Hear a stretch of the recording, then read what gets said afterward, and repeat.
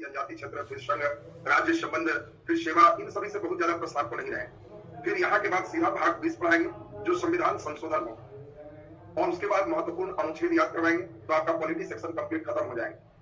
यानी polity section आज के बाद 2 क्लास या 3 क्लास और लेंगे, इंडियन पॉलिटी आप निश्चित हो जाएंगे। तब क्रैश कोर्स में हम लोग पूरे का टेस्ट सीरीज देख लेंगे और उससे आपकी स्थिति बहुत अच्छी हो जाएगी। तो चलिए भाग 9 की शुरुआत करते हैं। भाग 9 इंपॉर्टेंट है। भाग 9 आप देखिए, राज्य के नीति निदेशक तत्व में भी महात्मा गांधी के सिद्धांत को बल दिया गया कि सत्ता का विकेंद्रीकरण होना चाहिए, जो पावर है वो निचले स्तर तक जाना चाहिए, और तब इसके बाद जो लोकतंत्र में लोगों का विश्वास है वो बढ़ेगा। मतलब चुनाव में खड़ा होने वाले लोग गांव से भी होंगे, माला पहनेंगे, वोट डालेंगे, अपने गांव के लोगों के लिए चलेंगे, तो लोगों को लोकतंत्र में ज्यादा विश्वास बढ़ेगा। और इसके लिए भाग 9 में ये कहा गया कि राज्य पंचायत की स्थापना करेगी, पंचायत सरकार की स्थापना करेगी। इसके बारे में बहुत कुछ वर्णन भाग 9 में नहीं था। संविधान बनाने वाले ने ये दिमाग में रखा कि भविष्य में जब हमारा देश थोड़ी मजबूत स्थिति में आएगा तब हम लोग इस पावर को नीचे की ओर डिस्ट्रीब्यूट करेंगे, और हम लोग अभी तत्कालिक इसका वर्णन कर देते हैं। तो इसमें भाग 9 में पंचायत सरकार का वर्णन करके छोड़ दिया गया। बाद में जब आजादी मिली और हम लोग 1947 के बाद कुछ समय तक अपनी स्थिति को अच्छा बनाए, लगा कि हाँ अब हमारी स्थिति बढ़िया हो चुकी है, तो 1957 में 10 साल बाद हम लोगों ने एक व्यक्ति की कमेटी बनाई कि सही में केंद्र और राज्य सरकार का जो शक्ति है वो निचले ग्रामीण सरकार को दिया जाए, स्थानीय सरकार को दिया जाए। क्या जो सत्ता पावर है जो हमारा एक जगह अभी केंद्र सरकार के पास है, क्या इस सत्ता का विकेंद्रीकरण हम करें? तो सत्ता का विकेंद्रीकरण का मतलब है पावर को नीचे तक देना, और ये डिसेंट्रलाइजेशन ऑफ पावर। जैसे हम क्लास में अगर हम अपने कोचिंग में हेड है तो ये सेंट्रलाइज है, हमारे रूम में झाड़ू लगेगा या नहीं, बच्चे क्लास में हल्ला करेंगे या नहीं, सब मैं खुद देखूंगा। लेकिन मैं अगर सत्ता का पावर का विकेंद्रीकरण कर दे, हम अपने क्लास में मॉनिटर चुन दे, ये सफाई मॉनिटर होगा, ये वर्ग में शांति का मॉनिटर होगा, ये ऐसी स्थिति का मॉनिटर होगा, तो हमने अपने पावर को नीचे डिस्ट्रीब्यूट कर दिया है। अब वर्ग का कोई एक बच्चा जो मॉनिटर है वो पूरे वर्ग को शांत कराने के लिए उत्तरदायी है। अगर वर्ग में कोई शांत नहीं रहने पर उसके साथ कुछ करेगा तब हम देखेंगे। तो इसी को हम कहते हैं कि पावर का डिसेंट्रलाइजेशन है। और इसके लिए आप सभी लोग उस व्यक्ति का नाम जानते हो। 1957 में बलवंत राय मेहता, ये बलवंत राय मेहता समिति का गठन किया गया, और बलवंत राय मेहता जो समिति है, ये समिति का मेन काम था पूरे सिस्टम को देखना। और बलवंत राय मेहता का डिपार्टमेंट था क्या पावर का डिसेंट्रलाइजेशन किया जाए, क्या केंद्र और राज्य सरकार के पावर को निचले स्तर तक दिया जाए। और इसके लिए बलवंत राय मेहता ने जब रिपोर्ट सौंपा तो इन्होंने कहा कि यस, जो हमारे राज्य के नीति निदेशक तत्व में है, जो हमारे भाग 9 में पंचायत सरकार की सोच थी, उसको मूर्त रूप देने के लिए जब बलवंत राय मेहता ने अपना सिफारिश दिया तो इन्होंने कहा कि निचले स्तर पर गांव में भी त्रिस्तरीय 3 स्तर का पंचायती राज व्यवस्था लागू होनी चाहिए। ये त्रिस्तरीय क्या है, इस चीज को भी हम लोग समझेंगे। बलवंत राय मेहता का कहना था कि एक गांव वाले व्यक्ति को ऐसा प्रबंध कीजिए कि उस व्यक्ति के कोई बाल बच्चा को गांव में काम पड़े तो इसका एक चुना हुआ व्यक्ति गांव में रहे। हो सकता है इसी व्यक्ति के बेटा का कोई जाति बनाना हो, आवासीय बनाना हो, कोई काम हो ब्लॉक में, तो इस व्यक्ति का एक रिप्रेजेंटेटिव ब्लॉक में भी होना चाहिए। और हो सकता है उस व्यक्ति के लड़के का काम जिस जिला में घर हो वो जिला में हो, तो इसी गांव से चुन करके इसका कोई व्यक्ति जिला में चला जाएगा तो ये व्यक्ति का काम हर जगह बढ़िया से निकले। अब तुम ही बताओ, तुम जिसको वोट दिए हो वो व्यक्ति ब्लॉक में भेंट हो, उसका कोई अच्छा पद हो तो काम निकालना ब्लॉक में आसान होगा। तुम जिसे वोट दिए हो वो व्यक्ति जिला में हो, डीएम से कोई काम पड़ा है और वह व्यक्ति सक्षम हो, डीएम के पैरेलल उसका पावर हो, तो तुमको जिला में भी बड़ा आसान लगे। और गांव में कोई काम पड़ गया तो गांव में भी आसानी से काम हो जाए। ये गांव लेवल, ब्लॉक लेवल और डिस्ट्रिक्ट लेवल, ये 3 लोगों पर गांव के व्यक्ति चुन के अपना व्यक्ति बैठाए, इसी को हम लोग त्रिस्तरीय कहते हैं। और त्रिस्तरीय बलवंत राय मेहता ने जो सिफारिश किया, सरकार कही कि बहुत बढ़िया, ये लागू होगा। और पड़ा रहा, बहुत कुछ नहीं इसमें काम हो सका। दूसरी बात हम लोग देखें, और दूसरी बात हुआ कि जो गांव है वो तो पंचायत ठीक ठाक है, जो नगर होगा उसका क्या करेंगे। अगर मुखिया जैसा पावर हम नगर के हेड को भी देंगे तो नगर में गंदगी ज्यादा होती है, मुखिया जी नाली साफ करने तो नहीं जाएंगे। और शहरों में नाली साफ करवाना होगा, रोड पे झाड़ू चाहिए, गांव में नहीं भी झाड़ू लगाएंगे तो काम चलेगा। तो धीरे धीरे सरकार के दिमाग में आया कि हम नगर पालिका के बारे में भी सोचे, जो हमारे संविधान में लिखा हुआ नहीं है, वो पंचायत सरकार कर रही है, उद्देश्य सत्ता का विकेंद्रीकरण है, तो टाउन के लिए हम इसको दें और इसको 9 का ए नाम दे दिए।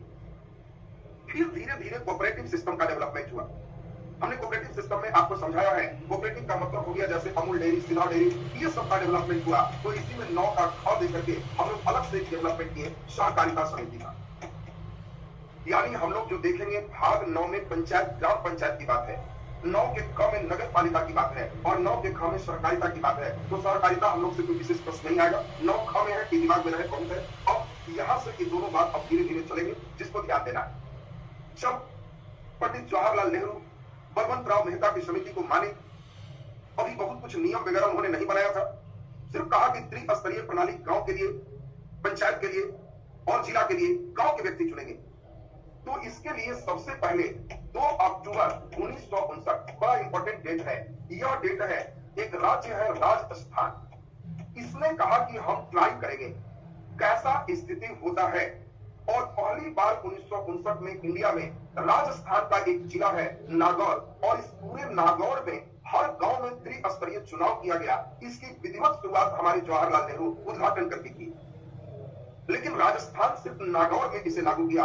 और उसी समय इसी से प्रभावित होकर 1959 में ही आंध्र प्रदेश ऐसा पहला राज्य हुआ जिसने अपने पूरे राज्य में इस चीज को लागू कर दिया। दोनों बात में अंतर है और यहां से छोटे एग्जाम में भी बहुत अच्छा क्वेश्चन आता है। सबसे पहले किस राज्य ने पंचायती राज प्रणाली को लागू किया? तो ये सबसे पहले अगर पूरे राज्य शब्द लिखेगा तो आंध्र प्रदेश हो, लेकिन अगर पूरे राज्य नहीं लिखा है, सबसे पहले किस राज्य ने, तो राजस्थान राज्य है। ये इससे पहले नागौर जिले में एक जगह पंचायती राज की शुरुआत किया। तो आंध्र प्रदेश पूरे राज्य में लागू किया और इसके बाद ये राजस्थान का नागौर एक जिला में लागू किया। ये 1959 का बड़ा इंपॉर्टेंट पेज रहा। इस समय देखते देखते कई राज्यों में और भी मुखिया जी का चुनाव हुआ, बिहार वगैरह में भी चुनाव हुआ, लेकिन इस समय मुखिया बनने के लिए कोई राज्य में जल्दी तैयार ही नहीं होता। कारण मुखिया को पावर क्या है कि बहुत पता नहीं था, पैसा कौड़ी कोई ज्ञात नहीं था कैसे आएगा। अब बताओ, तुम्ही को कह दे कि मुखिया की ड्यूटी है रात भर गांव की रखवाली करना, इनकम किसी के यहाँ दूध दही होगा तो इच्छा होगा तो पहुंचा देगा, जबरन कोई नहीं ले सकता। तो कौन चाहेगा मुखिया बनना? तब क्या होगा? गांव के जो सबसे बूढ़े आदमी हैं उनको कह दिया जाएगा कि आप ही मुखिया रहिए। और इसीलिए 1959-60 में जो व्यक्ति मुखिया बनते थे वो सबसे जो वरिष्ठ नागरिक होते थे, सबसे वृद्ध है, थोड़ा तेज है, जानकारी अच्छी है, नॉलेज है, उन्हीं को मुखिया बना दी। और हर 5 साल के लिए बस चुपचाप बने रहे, मुखिया कंटिन्यू रहे, न कोई चुनाव, न कोई बहुत ज्यादा पावर, न कोई बहुत उनकी शक्ति, न कहीं से बहुत ज्यादा धन। तो धीरे धीरे इस 60 से 1992 आ गया। सरकार 1992 में जगी कि क्या ऐसे ही मुखिया चलेगा। इसीलिए जो व्यक्ति 1960 के समय मुखिया बने, कई लोग जीवन भर मुखिया रह गए। उस समय कोई पावर ही नहीं था, मुखिया में कोई जल्दी खड़ा भी होना नहीं चाहता था। मुखिया का मतलब ही होता था बड़ी आदमी है कि मुखिया जी है। 92 में अक्टूबर में पंचायती राज अधिनियम का एक पूरे बजावते सिस्टम किया गया। अनुच्छेद 243 एक अलग से प्रबंधन इसमें किया गया कि इसमें क से लेकर के और 9 तक एक पूरे व्यवस्था का वर्णन किया गया। कौन बनेंगे, कैसे बनेंगे, कौन चुनाव कराएगा, कितना दिन के लिए रहेगा, त्याग पत्र किसको देगा, एकदम टका लगाना, चचा लगाना, टका लगाना, एकदम पूरा विधिवत इसका सिस्टम। और इसी में नगर निकाय और ग्राम पंचायत इन दोनों का सुधार 1992 में कर दिया गया। और सबसे इंपॉर्टेंट आपका लाइन अभी हम बोलने जा रहे हैं, हमारे संविधान में संशोधन किया गया, 73वां संविधान संशोधन 1992 और फिर 74वां संविधान संशोधन 1992। ये 2 सबसे इंपॉर्टेंट संविधान संशोधन है, क्योंकि इसी संविधान संशोधन से पूरे नियम कानून तय कर दिए गए। और हमारे संविधान में 73वां से 11वीं अनुसूची में हम लोग एक पाठ जोड़े और 74वां से 12वीं अनुसूची में एक पाठ जोड़े, और इसी में हम लोग पूरे वर्णन किए कि 73वां से गांव का जो पंचायती राज प्रणाली होगा वो कैसा सशक्त होगा, और 12वां से नगर में किस प्रकार की शासन प्रशासन की व्यवस्था होगी। ये 73वां और 74वां 11वीं और 12वीं अनुसूची ग्राम पंचायत और नगर निकाय 92 से एक्टिव हो, और दोनों ही 92 है। कई जगह 93 मिलेगा लिखा हुआ, तो एक मेन कारण है कि इस समय अक्टूबर नवंबर में लोकसभा राज्यसभा पारित है, राष्ट्रपति साइन लास्ट तक किए हैं। 93 से फिर सब जगह चुनाव और मुखिया का सिस्टम चला है। इसीलिए कई जगह किताबों में 93 दोनों भी मिल सकता है, लेकिन वो गलत है। अक्टूबर नवंबर का समय है, दोनों ही बाद में दिमाग में सेट रखें। 73वां और 74वां दोनों 1992 होगा और दोनों में 11वीं अनुसूची और 12वीं अनुसूची, एक पंचायती राज और एक नगर निकाय। और ये दोनों सिस्टम से हम लोग देखे एक जो नियम निकला, इससे जब चुनाव होने शुरू हुए तो शुरुआत में तो 10 साल में बहुत एक्टिव नहीं रहा। देखा मुखिया में कौन खड़ा होगा, तो देखा कि मुखिया का कोई फायदा नहीं है, तो 5 साल चुप रहा, 10 साल चुप रहा, 15 साल चुप रहा। 2000 ईस्वी आते आते जब सब देख लिया कि मुखिया जी में तो बड़ा इनकम है, तब गांव के नौजवान लोग खड़ा होना शुरू हो गया। अब तो बुढ़ा लोग को कोई पूछता भी नहीं कि मुखिया बनिएगा कि नहीं। अब जिसका भी उम्र, क्वेश्चन बहुत इंपॉर्टेंट है, बताओ तो जल्दी से पंचायत चुनाव लड़ने के लिए कितना उम्र होना आवश्यक है। अब बताओ तुमको दे दे 20 साल, 18 साल, 25 साल, 30 साल। पंचायत का चुनाव लड़ने के लिए कितना न्यूनतम उम्र होना आवश्यक है। वेरी गुड, मैक्सिमम बच्चे सही कर रहे हैं। वोट देने के लिए 18 साल उम्र होना आवश्यक है। पंचायत चुनाव खड़ा होने के लिए 21 साल उम्र होना आवश्यक है। गांव में जिस लड़के का भी उम्र 21 साल है, वो चुनाव में निम्नलिखित नियमों के अनुसार जो अभी चलेगा, किसी चीज में खड़ा हो सकता है। अब सभी चीज की चर्चा डिटेल में। तो अब हम सबसे पहले अभी चलने जा रहे हैं पंचायती राज। और पंचायती राज में हम विशेष कोशिश करेंगे, ये बिहार के संदर्भ में होगा। बिहार के संदर्भ में रहने से बिहार के भी सेक्शन आप देख लोगे। कई राज्यों में अलग अलग प्रणालियां भी प्रचलित है। कई जगह द्विस्तरीय भी रहा है, जहां जनसंख्या कम है। अब नॉर्थ ईस्ट में जाओगे, छोटा सा अगर राज्य है तो वहां पे रिप्रेजेंटेशन गांव और सीधे जिला, वहां पंचायत की बहुत जरूरत नहीं रहती। कोई बहुत बड़ा सेक्टर है तो वहां 4 स्तरीय भी शुरुआत में बंगाल वगैरह रहा है। लेकिन अधिकांश जगहों पर आपको एक पंचायती राज बलवंत राय मेहता की सिफारिश पर त्रिस्तरीय रखा गया है। और ये त्रिस्तरीय अभी हम डिटेल करने जा रहे हैं, जिसमें हम कोशिश करेंगे कि आप पूरे लोग बात को समझिए। बिहार में पंचायती राज त्रिस्तरीय तीनों में हमारे अनुच्छेद 243 में वर्णन किया गया कि महिलाओं के लिए, दलित वर्ग के लिए कुछ सीटों का आरक्षण होगा। लेकिन वो 1/3 की बात कर रहे थे कि कम से कम इतना होना चाहिए। और बिहार सरकार ने अपने पंचायती राज चुनाव में महिलाओं के लिए 50% सीट को आरक्षित कर दिया है। और ऐसा करने वाला बिहार पहला राज्य बना जहां पंचायत चुनाव में आधा महिलाओं के लिए सिर्फ रिजर्व है।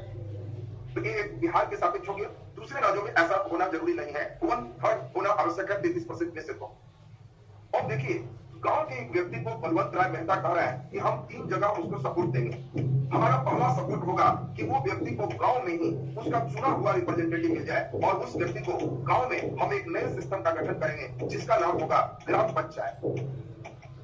गांव में हम नाम देंगे ग्राम पंचायत। जब वो व्यक्ति किसी ब्लॉक में आएगा, किसी पंचायत में आएगा, तो हम इस व्यक्ति को पंचायत में, ब्लॉक में हम इसको जो रिप्रेजेंटेटिव देंगे, इसका नाम होगा पंचायत समिति। ये पंचायत समिति होंगे। और जब यह व्यक्ति जिला में जाएगा तो जिला में इसका जो रिप्रेजेंटेटिव होगा उसको हम लोग जिला परिषद कहते हैं।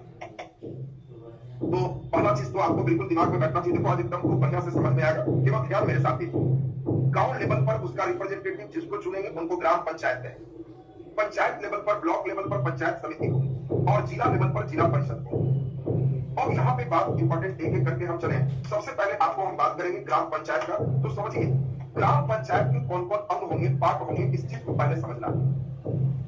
तो ग्राम पंचायत के जो पार्ट होंगे उसमें सबसे पहला पार्ट होगा ग्राम सभा। ये ग्राम सभा क्या है हम सभी चीज को समझाएंगे, आपको क्लियर हो जाएगा। दूसरा पार्ट हमारे होंगे मुखिया। इसके बाद होंगे ग्राम रक्षा दल, और इसके बाद जो पार्ट होंगे वो होगा ग्राम कचहरी। चलिए जरा ध्यान से सुनते हैं, सुनो जरा ठीक से। देखो, हम लोगों ने क्या किया, गांव लेवल तक पावर देने के लिए हम लोग एक व्यवस्था किए। और ये व्यवस्था क्या है आप गौर करेंगे। 500 की आबादी पर हम लोग जहां भी जनसंख्या 500 हो जाए, वो 500 की आबादी पर हम लोग एक वार्ड का स्थापना किए। यानी हर 500 की आबादी पर, किसी गांव की जनसंख्या अगर 500 ही है तो एक वार्ड होगी, अगर 1000 है तो उसी गांव में 2 वार्ड होंगे। और इस तरह से कई वार्ड एक गांव में हो सकते हैं। और प्रत्येक 7000 की आबादी पर हम लोग एक गांव के पंचायत की स्थापना की बात की। बातों को समझिएगा, ये राज्य वाइज अलग होते हैं। बिहार के सापेक्ष में यही है। 7000 की आबादी, मान लो किसी बच्चे का कहीं ना कहीं कोई गांव होगा, तो तुमसे लोग पूछेगा कौन पंचायत में पढ़ते हैं।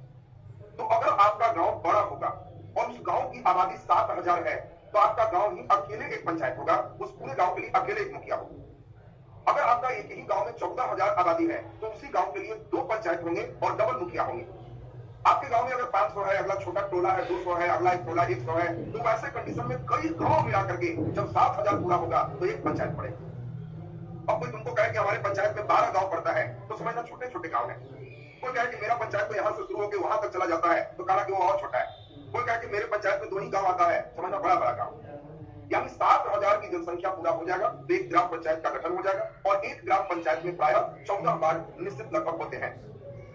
कहीं कहीं थोड़ा सा बढ़ा तो 15 वार्ड भी हो जाए। तो अब 14, 15, 16 वार्ड एक गांव में एक पंचायत में हो सकते हैं और ये वार्ड के सदस्य मुखिया की सहायता करते हैं। आजकल सरकार यही कर रही है, कोई भी पैसा नल जल का लगाना है तो सरकार डिसीजन ले रही है कि हमको हर व्यक्ति के घर में पानी देना है। तो मेरा सबसे नीचे का आदमी जो चुना हुआ है वो वार्ड है तो वो 500 पर चुनाया तो हम उसके खाता में पैसा दे दें तो वो 500 व्यक्ति के नल जल का प्रबंधन कर देगा। और ऐसा 14 वार्ड का दे दिए तो इसका हेड मुखिया है कि अपने हस्ताक्षर से ये 14 जो मुखिया होंगे 14 वार्ड का जो रिप्रेजेंटेशन करेंगे वो हर जगह इस चीज को कर देंगे। तो देखिए यहाँ पे वार्ड मुखिया ये दोनों बात समझ में आ गया। ग्राम पंचायत का गठन 7,000 पर, वार्ड का गठन 500। जो भी व्यक्ति गांव में 18 वर्ष की उम्र को पूरा करता है वो सभी ग्राम सभा का सदस्य होता है। ये नियम है कि एक साल में 4 बार मुखिया जी को गांव में सभा बुला के मीटिंग करना होगा और उस मीटिंग में जिसका उम्र 18 साल हो चुका है वो लोग आएंगे और उसी मीटिंग में प्रस्ताव पारित करना होगा कि हम लोग इस गली को बनाने का निर्णय लिए, इस रोड को बनाने का निर्णय लिए या ये डिसीजन लिए। अगर आपके गांव में मुखिया जी मीटिंग नहीं करते हैं तो अंदर अंदर रजिस्टर बनाते रहते हैं और अपने पक्ष के 10-20-30 आदमी से अपना दस्तखत कभी भी करवा ली और पेपर उनको करना होगा।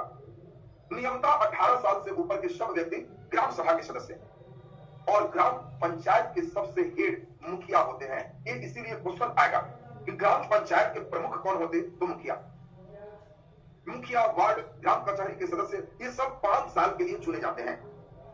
और दूसरी बात, गांव के रक्षा करने के लिए जिनका भी उम्र 18 साल से 30 साल तक है, मतलब नौजवान लोग, उसको ग्राम रक्षा दल का सदस्य माना जाता है और इनका गांव में एक हेड चुना जाता है जिसको दलपति कहते हैं। प्रायः कुछ जगहों पर ऐसा है, कई जगहों पर ये बात नहीं थी। ऐसे प्रत्येक गांव में 18 से 30 वर्ष का जो व्यक्ति है, नवयुवक है, वो ग्राम रक्षा दल के सदस्य हैं और ग्राम रक्षा दल के जो हेड होंगे वो दलपति। और पिछले क्लास में हम लोग देखे न्याय प्रणाली की सबसे निचली इकाई ये ग्राम कचहरी है। ये दीवानी और फौजदारी दोनों मामले को सुन सकते हैं और ग्राम कचहरी का प्रधान, देखो कचहरी शब्द लगा देगा तो इंपॉर्टेंट क्वेश्चन हो गया। ग्राम कचहरी का जो प्रधान होगा ये सरपंच होगा और जैसे सरपंच भी 7,000 में मुखिया चुनाता है तो 7,000 में सरपंच चुने जाएंगे। जैसे मुखिया को वार्ड सहायता देता है उसी प्रकार सरपंच को पंच सहायता देता है और प्रत्येक 500 की आबादी पर पंच चुने जाते हैं। देखो बातें तो बिल्कुल क्लियर आता है। 500 की आबादी पर वार्ड मुखिया को सहायता दे, फिर 500 की आबादी पर पंच सरपंच को सहायता देगा। ग्राम कचहरी का प्रधान सरपंच, ग्राम पंचायत का प्रधान तो मुखिया। सरपंच और मुखिया दोनों 7,000 की आबादी में एक पंचायत में एक चुने जाते हैं। अब जब पंचायत चुनाव आएगा तो तुम्हारे पास कई वैरायटी के लोग आएंगे और जो आज क्लास कर रहे हो उनको समझ में आएगा। कोई बच्चे अंतिम तक नहीं समझते, कोई कहेगा वार्ड में खड़ा है, कोई कहेगा पंच में खड़ा है, कोई कहेगा सरपंच में खड़ा है, कोई कहेगा जिला परिषद में खड़ा है, कोई कहेगा पंचायत समिति में खड़ा है। ये क्लास होने के बाद उनको सब बात क्लियर हो जाएगा कि इनका काम क्या है, कहां बैठेंगे, किस लिए चल। और दूसरी इंपॉर्टेंट बात है, मुखिया को सहयोग देने के लिए उप मुखिया का भी चुनाव होता है। अगर मुखिया नहीं है तो इनका काम उप मुखिया करेगा। और जल्दी बताए उप मुखिया को कौन चुनता है, जल्दी से आंसर दे दीजिए। उप मुखिया को कौन चुनता है, जल्दी आंसर दीजिए, इससे पता चलेगा कि आपका लक्षण कितना अच्छा चल रहा है। उप मुखिया को कौन जो है चुनता है। वेरी गुड, बहुत बढ़िया।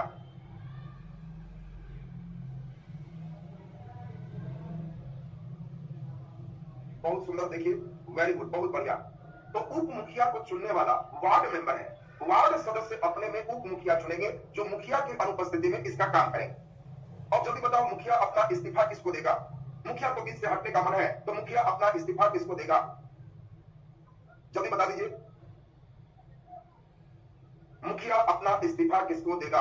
हाँ, तो उप मुखिया लिखेंगे तो 0 नंबर आ जाएगा, वीडियो लिखेंगे तो और 0 आएगा। वीडियो सब पंचायत की बात चलेगी, वीडियो पंचायत की बात चलेगी। हम लोग अभी ग्राम पंचायत की बात कर रहे हैं, यहाँ वीडियो सीओ एसटीओ का कोई जिक्र भी नहीं आएगा। और इसलिए आपके लिए इंपॉर्टेंट क्वेश्चन है, मुखिया अपना रिजाइनेशन किसको देगा। तो इसके लिए है जिला पंचायती राज पदाधिकारी। जिला पंचायती राज, हर जिला में पंचायती राज पदाधिकारी होते हैं और जिला पंचायती राज पदाधिकारी को मुखिया अपना इस्तीफा दे सकता है। तो इंपॉर्टेंट चीज ध्यान रखना है, बहुत अच्छा क्वेश्चन है। मुखिया अपना इस्तीफा जिला पंचायती राज पदाधिकारी को देता है। दूसरी बात, अब एक अंतिम इंपॉर्टेंट चीज समझाएंगे तो आपको ग्राम पंचायत बिल्कुल क्लियर हो जाएगा। देखो, सरकार की एक पूरी कोशिश होती है कि चुनाव में कोई व्यक्ति जीत सकता है। हो सकता है जिस व्यक्ति के द्वारा मुखिया का चुनाव निकाला गया वो अनपढ़ हो, उसे कुछ नहीं आता हो, तो फिर वो कैसे हमारे कार्यक्रम को करेगा? तो इसके लिए सरकार अपना इसी के पावर के बराबर एक व्यक्ति की नियुक्ति करता है, और जो सरकार का आदमी होगा, जो इसके इक्विवेलेंट पावर रखेगा, वो सचिव कहलाएगा, और जनता का जो व्यक्ति होगा वो अध्यक्ष कहलाएगा। ये बात दोनों दिमाग में से रखना। पंचायत का सरकार से आए या कहीं से आए, अगर इक्विवेलेंट है, उसका काम करेगा, तो इसका नाम है पंचायत सेवक। पंचायत सेवक हर पंचायत में बिहार सरकार बहाल करती है, और इसीलिए आपको ध्यान रखना है कि पंचायत सेवक इस सरकार का आदमी है। क्वेश्चन आपसे पूछा जाएगा कि बताओ ग्राम पंचायत का सचिव कौन होता है? तो सचिव सरकारी आदमी होगा, ग्राम पंचायत का अध्यक्ष मुखिया होता है, और ग्राम पंचायत का सचिव पंचायत सेवक होता है। तो पंचायत सेवक आपके दिमाग में बिल्कुल सेट हो जाना चाहिए कि पंचायत सेवक की सरकार बहाल करेगी। मुखिया जी का काम सोचना है, करना है, और बाकी के कागज आगे फाइल सिग्नेचर, जब तक इसका नहीं होगा काम नहीं होगा, क्योंकि पंचायत सेवक पढ़ा लिखा व्यक्ति है, ये सरकार के नियम कानून को जान रहा है, तब तो इसकी सहायता से काम करवाए। उसी प्रकार से हम लोग यहाँ देखिए, इसमें किसी का भी उम्र हमने बताया जिनका चुनाना है 21 साल, और फिर हम लोग बताया कि सबका कार्यकाल जिनका चुनाव है 5 साल। और देखो, यहाँ ग्राम कचहरी का हेड सरपंच है। हो सकता है पंच और सरपंच पढ़ा लिखा नहीं आया, अब वो तो कुछ भी कर देगा। तो इसीलिए ग्राम कचहरी में सहायता देने के लिए सरकार एक वकील अपने ओर से देती है, जिसको न्याय मित्र कहते हैं। ये बिहार के स्टेट के लिए है। तो देखो, एक न्याय मित्र ये सपोर्ट इनको करेंगे, पंचायत सेवक ये सपोर्ट मुखिया को करेंगे। और इसके बाद हम लोग जरा ध्यान दें, अब यहाँ से स्टेप हम लोग दूसरी ओर चलते हैं। तो पहला तो हम समझते हैं ग्राम पंचायत का जो स्टेप है आप लोग का बिल्कुल क्लियर हो चुका होगा। और एक बात हम लोग जल्दी जल्दी सुने, ग्राम पंचायत का गठन 7,000 की आबादी पर, 500 की आबादी पर वार्ड का गठन, और ग्राम सभा में 18 साल जिनका हो चुका है सभी सदस्य हैं। मुखिया 7,000 पर चुने जाते हैं। ग्राम पंचायत के प्रमुख कौन है? मुखिया। ग्राम पंचायत के अध्यक्ष कौन है? मुखिया। ग्राम रक्षा दल 18 से 30 हेड दलपति होगा। ग्राम कचहरी के प्रमुख सरपंच जो 7,000 पर चुने जाएंगे, पंच 500 पर चुने जाएंगे, और सरकार की ओर से पंचायत सेवक आएंगे जो ग्राम पंचायत के सचिव कहलाएंगे। तो एक ग्राम सेवक आप लोग को बिल्कुल क्लियर हो चुका होगा। ग्राम सेवक या पंचायत सेवक दोनों एक ही। तो ऐसे गांव सेवक करोगे तो थोड़ा छोटा हो गया, कई गांवों को मिला के पंचायत बनते हैं। तो अब हम लोग जरा ध्यान दीजिए, इधर ग्राम कचहरी में हम लोग देखें सरकार की तरफ से न्याय मित्र रहेंगे। दूसरी ओर अब हम लोग देखें इसी का लेवलिंग पंचायत स्तर पर पंचायत समिति। प्रत्येक 5,000 की आबादी पर एक पंचायत समिति सदस्य का चुनाव किया जाता है। उसी गांव में 5,000 की आबादी पर मुखिया 7,000 पर है, जबकि पंचायत समिति सिर्फ 5,000 पर है। और जो पंचायत समिति का सदस्य होगा एक ब्लॉक में, अब देखो कितने गांव मिलाकर पंचायत सेवक होते हैं मतलब नहीं है। 7,000 की आबादी पर एक पंचायत होता है, और 7,000 की आबादी के लिए कितना गांव हो सकता है? छोटे छोटे हैं तो बहुत सारे गांव होंगे, बड़े बड़े हैं तो एक ही गांव में हो जाएंगे। एक ही गांव 14,000 की आबादी है तो 2-2 पंचायत सेवक हो जाएंगे। जब संख्या से मतलब है, गांव की गिनती से नहीं मतलब। तो हम लोग ये बात समझ गए, आपका गांव अगर छोटा छोटा है तो हो सकता है 60 गांव मिलाकर के, और 7,000 पूरा हो रहा है, टोला बहुत ज्यादा है, तो उतने गांव का पंचायत समिति हो सेवक हो। अब यहाँ सुने, जो भी काम सोचना है जनसंख्या पर, गांव की गिनती पर नहीं सोचना। तो 5,000 की आबादी चाहे जितने गांव में हो, उतना के लिए एक पंचायत समिति सदस्य हो, और एक ब्लॉक में जाके बैठेंगे, और जितने भी एक ब्लॉक में 5,000 की आबादी के अनुसार जितने भी पंचायत समिति सदस्य चुने जाए, ये सभी सदस्य अपने में मिल करके एक प्रमुख को चुनेंगे, और आपस में मिल करके एक उप प्रमुख को चुनेंगे। बात को समझिए, प्रमुख और उप प्रमुख पब्लिक में नहीं चुनेंगे, पंचायत समिति के सदस्य अपने में से ही किसी एक को चुनेंगे, और पब्लिक वोट देगी इनके लिए, ये अपने में मिलकर वोट देंगे इनके लिए, और जो इनका प्रमुख और उप प्रमुख होगा ये ब्लॉक में बैठेंगे, और ये वीडियो के पैरेलल होंगे। जितने गद्देदार कुर्सी वीडियो को मिलेगा, और उतना ही गद्देदार कुर्सी प्रमुख को मिलेगा। ये पब्लिक की तरफ से हेड है, इसीलिए इनको पंचायत समिति के अध्यक्ष कहे जाएंगे। वीडियो सरकार के हेड है तो ये पंचायत समिति के सचिव कहे जाएंगे। देखो, दोनों का एक पावर है। और किसी बच्चे को वीडियो से काम है, ब्लॉक से काम है, तो वे पहले पता लगाओ कि हमारे गांव में पंचायत समिति सदस्य कौन जीता है। उस सदस्य से कहो कि प्रमुख जी को आप वोट दिए हैं कि नहीं। हो सकता है जो खड़ा हो अपोजिट ग्रुप में हो, तब तो नहीं काम चले। अगर प्रमुख उसी के ग्रुप का व्यक्ति है तो प्रमुख का पावर वीडियो के पावर के बराबर हो गया। ये अध्यक्ष है, ये सचिव। ब्लॉक में झंडा फहराना है 26 जनवरी 15 अगस्त को, तो ब्लॉक का हेड पहले वीडियो था, लेकिन अब पब्लिक का हेड से प्रमुख चला गया। लोकतंत्र है तो झंडा प्रमुख फहराएंगे, वीडियो चुपचाप खड़ा रहेंगे। तो सोचिए, प्रमुख पंचायत समिति का अध्यक्ष होता है, पंचायत समिति का सचिव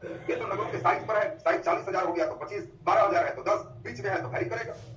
ये लोग वार्ड के सदस्य अपने वार्ड का देखभाल करते हैं और वार्ड सदस्य अपने में मिलकर के नगर पंचायत अध्यक्ष और उपाध्यक्ष चुनते हैं और नगर पंचायत अध्यक्ष और उपाध्यक्ष की मदद से उन नगरों में विकास के काम करते हैं।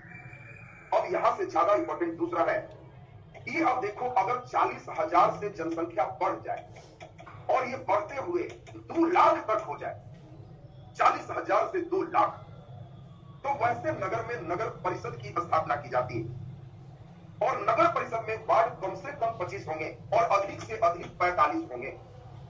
इनके भी वार्ड सदस्यों के द्वारा अपने वार्ड का अध्यक्ष और उपाध्यक्ष पूरे नगर के लिए चुने जाते हैं और नगर परिषद के अध्यक्ष और उपाध्यक्ष की मदद से वार्ड सदस्य नगरों में डेवलपमेंट का काम करते हैं। और यदि जनसंख्या 2 लाख से टप जाए, 2 लाख से भी ज्यादा हो जाए, तब उस कंडीशन में नगर निगम की स्थापना की जाती है और नगर निगम में 45 से लेके 75 तक वार्ड हो सकते हैं। तो बहुत ठीक आकार है, 2 लाख से ज्यादा है, तो इसमें 45 वार्ड कम से कम, अधिक से अधिक 75 वार्ड हो सकते हैं। और यहाँ पे इंपॉर्टेंट है, इनके वार्ड सदस्य आपस में मिल करके जिनको हेड चुनते हैं, इनको नगर अध्यक्ष नहीं करके इनको मेयर, महापौर कहा जाता है और उप महापौर कहा जाता है। इसलिए शब्दों पर ध्यान देना, बहुत अच्छा क्वेश्चन बनेगा। नगर निगम का अध्यक्ष कौन होता है? तो महापौर या मेयर, जो वार्ड सदस्य इनको चुनते हैं। नगर परिषद में अध्यक्ष को अध्यक्ष कहते हैं, वार्ड सदस्य चुनेंगे। नगर पंचायत में भी अध्यक्ष को अध्यक्ष चुनते हैं, अध्यक्ष कहते हैं, वार्ड सदस्य उनको चुनेंगे। इससे भी ज्यादा इंपॉर्टेंट है, सरकार द्वारा जो नियुक्त होते हैं इनको सचिव कहते हैं। तो नगर परिषद में जो सचिव होते हैं इनको कार्यपालक पदाधिकारी कहते हैं और कार्यपालक पदाधिकारी एसडीओ के रैंक का होते हैं। नगर में अनुमंडल होगा और अनुमंडल में एसडीओ हेड होंगे, तो कार्यपालक पदाधिकारी भी एसडीओ रैंक के हैं और नगर परिषद अध्यक्ष भी उस लेवल का होगा। अगर हम नगर निगम की बात करें तो इसका सचिव किसी आईएएस को भेजा जाता है जो डीएम रैंक का होगा और उनके पावर और ज्यादा होंगे और इनको नगर आयुक्त के नाम से जानते हैं। कोई भी नगर निगम होगा तो वहां डीएम रैंक का जो सचिव जाएगा वो नगर आयुक्त होगा। नगर परिषद में कार्यपालक पदाधिकारी एसडीओ रैंक का होगा और नगर पंचायत में एक ब्लॉक लेवल का ही एक कार्यपालक पदाधिकारी हो। तो ये 2 जगह कार्यपालक पदाधिकारी, एक जगह नगर आयुक्त है। नगर निगम के हेड मेयर या महापौर कहलाते हैं। ये तो एक बेसिक तथ्य आप समझ गए। इन्हीं के मदद से नगरों में पूरे कार्यकलाप किए जाते हैं। और जो क्वेश्चन बनता है, 2-4 क्वेश्चन हम चाहेंगे आप जल्दी से ध्यान दे दीजिए। नगर निगम से आपको कुछ क्वेश्चन बनते हैं। भारत में पहला नगर निगम की स्थापना किस शहर में हुआ? जल्दी आंसर कीजिए, बहुत अच्छा क्वेश्चन है। भारत में पहला नगर निगम की स्थापना किस शहर में हुआ? ऐसा क्वेश्चन आपसे पूछा जाएगा। वेरी गुड, बहुत बढ़िया। अंग्रेजों के द्वारा ही 1688 में भारत में पहला नगर निगम मद्रास, जिसको चेन्नई करते हैं, ये पहला नगर निगम की स्थापना की। तो पहला नगर निगम से आपको क्वेश्चन पूछा जाएगा। अंग्रेज धीरे धीरे 1726 जब आया तब बंबई और कोलकाता उनके नेतृत्व में मेन था। बंबई को भी नगर निगम बताया, कोलकाता को भी नगर निगम बताया। तो यानी 1726 में बंबई और कोलकाता भी नगर निगम बन गया और मद्रास को सबसे पहले 1688 में ही बना। दूसरा एक सबसे इंपॉर्टेंट आपके लिए क्वेश्चन है कि बता दो पटना नगर निगम की स्थापना कब हुई? जल्दी बताइए, पटना नगर निगम की स्थापना कब हुई? बहुत अच्छा क्वेश्चन, जल्दी से आंसर दीजिए। पटना नगर निगम की स्थापना कब हुई? जल्दी जल्दी बताइए, पटना नगर निगम की स्थापना कब हुई? 16-17 दो तरह का चल रहा है। तो 16-17 क्यों? पटना तो बिहार से अलग ही होगा, तब कैपिटल बनेगा। पटना भी प्रमुख कहां है? आप जानते हो, बंगाल विभाजन। बंगाल विभाजन के बाद की स्थिति जानते हो। पटना तो राजधानी तब बना जब बंगाल बिहार से अलग हुआ, तब यहाँ मुख्य रूप से डेवलपमेंट शुरू होगी। मनोज जी का बिल्कुल सही है। 15 अगस्त 1952 को पटना नगर निगम की स्थापना की। तो पटना नगर निगम, मद्रास नगर निगम, बंबई और कलकत्ता नगर निगम से क्वेश्चन आपको रह सकते हैं। तो अब हम लोग यहाँ पर ध्यान दिए, नगर प्रशासन और पंचायती राज ये पूरा आपका कंप्लीट होगी। अब अगले दिन हम लोग भाग 20 देखेंगे सीधा, और वो होगा संविधान संशोधन। तो इंपॉर्टेंट जो भी संविधान संशोधन है एक जगह करेंगे और तब एक क्लास लेंगे जिसमें इंपॉर्टेंट जो भी अनुच्छेद वगैरह है वो एक जगह करके आपको याद करवा देंगे।